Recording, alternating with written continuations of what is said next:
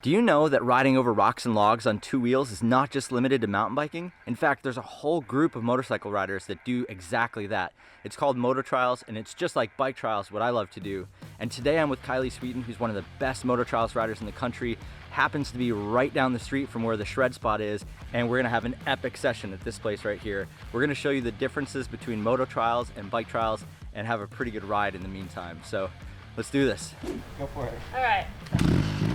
So before we dive in too deep, let's start with the basics. What is trials? Whether we're on a motorcycle or a bicycle, the objective is roughly the same. We're trying to get from point A to point B without crashing off our bike and putting our feet down. Sometimes we're going up and over stuff, sometimes we're jumping point to point, but we're both trying to accomplish getting from point A to point B. Now, this video isn't necessarily to say which one is better. We just want to show the ways that people approach obstacles and conquer them using different tools. And here we have Kylee riding over the same feature that I'm riding, and we both kind of interpret the obstacle in a different way, and that's what makes it kind of exciting. And I can speak for myself to say that it's really fun to watch someone approach an obstacle in a similar way than I would and try to learn, how does she approach it? Could I incorporate some of that stuff into my riding?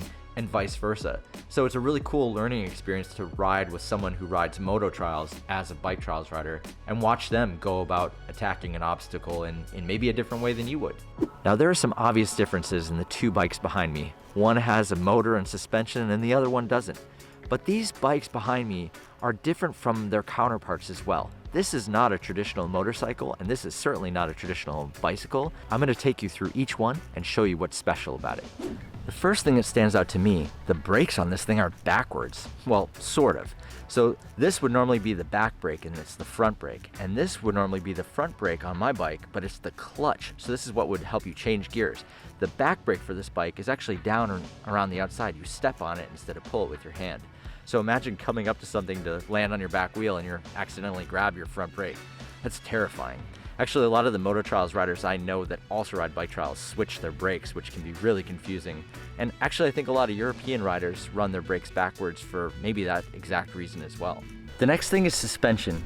Obviously, my bike has zero suspension, but what's interesting on this compared to my mountain bike, the suspension on a trials motorcycle is extremely soft and the rebound is really slow. You don't want to be bouncing off the things that you're hitting. And you'll watch when Kylee rides, she just kind of floats over stuff, and it's because the rebound is really slow and the suspension is set up super soft. The last thing that separates this bike is the weight. This bike is about 100 pounds lighter than every other motorcycle. And the reason for that, which we as bike riders could understand, is this power to weight ratio. So this has got a ton of power, but not a lot of weight. So you can throw this bike around a lot easier than any other bike. The throttle certainly helps, but not having that extra weight, having this extra little chunk where a seat would normally be or any of that stuff, you can see the frame itself is even stripped down quite a bit. So that power to weight ratio allows the rider to really get the most out of the bike and the engine. On to bicycle trials. The number one thing that's important to me for this bike are the brakes, and not just to say that my brakes work great. I actually take an angle grinder to the rims of both my front and back brake, and that roughs up the surface so that when my hydraulic brakes catch, this wheel isn't moving anywhere. You can see the precision of how I land at one perfect spot and I stay there on the bike.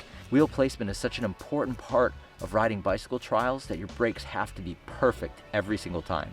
All right, I've heard this one enough. Where's the seat, buddy?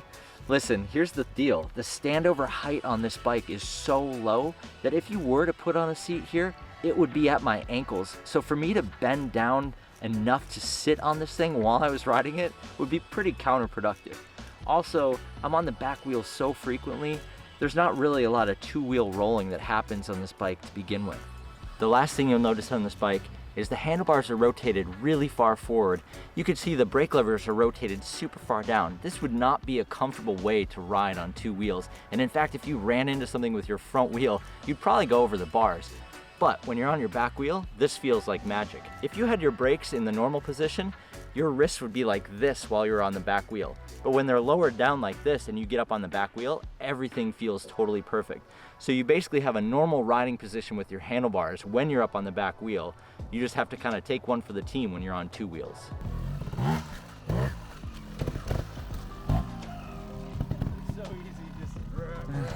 You know, the funny part about everything is that Kylee and I actually met by scrolling through Instagram and seeing trials riding photos tagged in Portland, Oregon. That's how we connected in the first place.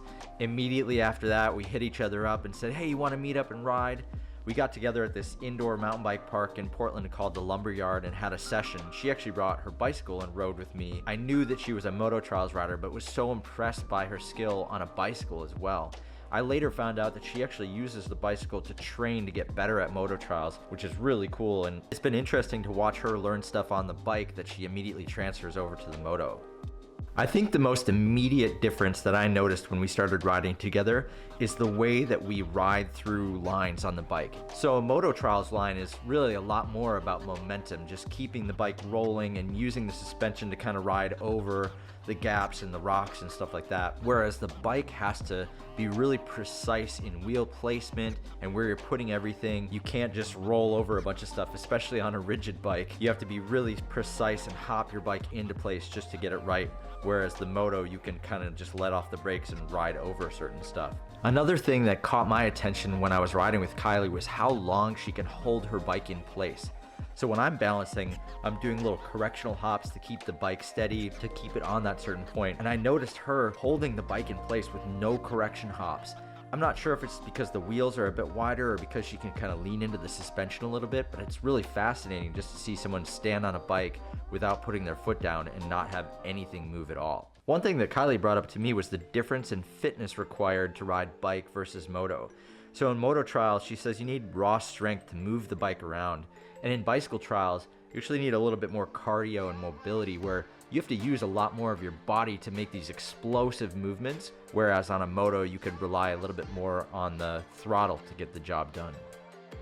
So while we were out and riding all these super fun lines and watching how each other interpret each one of the lines, we also played a game called Not Fair, where we really got to show what each one of the bikes could do. So Kylee used her motor to just blast some huge rocks, and I used my trials bike to be really precise on the back wheel to do a bunch of lines that were linked together only on the back wheel, where there was turning required and real precision on the bike. But I think if I'm honest, she definitely won the game of Not Fair. Maybe it's just her home field advantage. Either way, awesome to watch her ride, and she's definitely carrying this edit, to say the least. Not fair.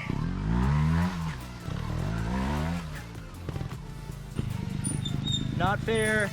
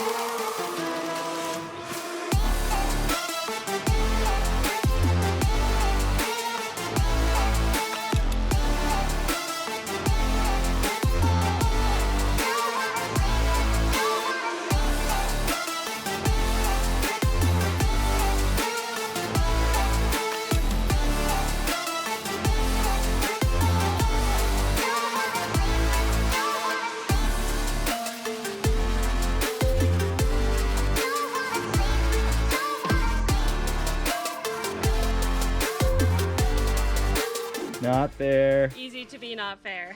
I think I just need an engine on my trials bike. Exactly. I'm doing it all wrong. I was recently listening to Martyn Ashton on the Shindig podcast talk about how when he was riding, he would think about motorcycle noises in his head and pretend that he was on a Moto Trials bike when he was riding. And now riding with Kylee and seeing her go and thinking about Martyn's style, it all kind of makes sense to me now. I can honestly tell you I've never thought about riding that way, but certainly after today's session, maybe I'll start. That was everything I hoped it was going to be. What a cool way to show the differences and similarities between moto and bicycle trials. This spot is absolutely epic, and riding with Kylee is so fun. I certainly have my work cut out for me when it comes to trying to keep up with her.